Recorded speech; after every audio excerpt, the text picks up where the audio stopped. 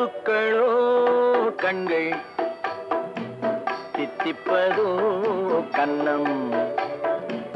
சந்தித்த வேளையில் சிந்திக்கவே இல்லை தந்துவிட்டேன் என்னை